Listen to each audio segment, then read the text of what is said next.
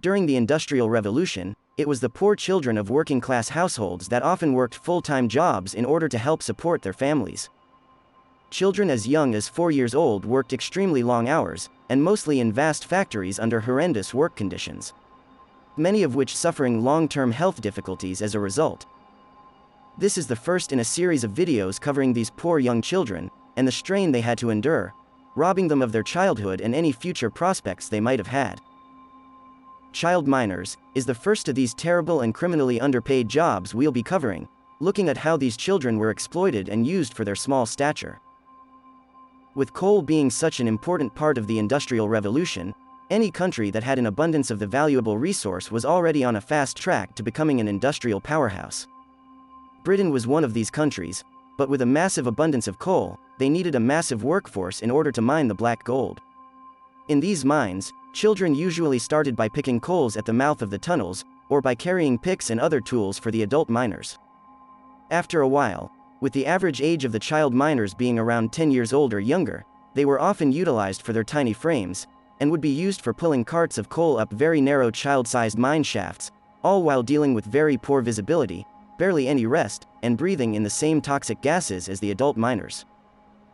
A coal mine is naturally a very dangerous place, so it is no surprise that many children were badly injured while underground, and had little to no compensation for their injuries.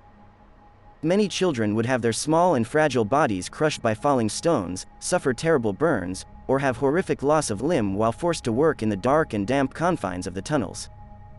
Children were working underground up to 14 hours a day, causing their growth to be stunted due to the extremely hard labor.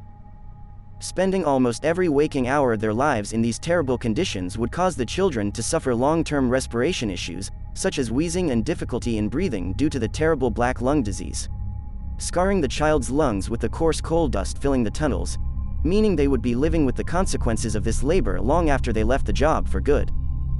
It wasn't until 1833, when the first child labor laws would be passed, they would make it illegal for children under the age of 9 to work. Although a step in the right direction, it would barely do anything to help these children.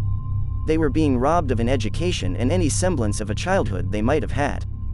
If it wasn't bad enough, the help it would provide for the poor lower-class family would be minuscule, as the small child would only be paid 10 to 20% of what an adult would, meaning all of this misery would have been for almost nothing. Using children in these mines was all to just increase productivity, even if just slightly, driving down labor costs due to the low wages and making a few wealthy people just a little bit richer. That was the first in a series of videos looking into jobs that children were given in the Industrial Revolution. Thanks for watching, and I hope you found it interesting. Please don't forget to subscribe if you liked it, and I'll see you in the next video.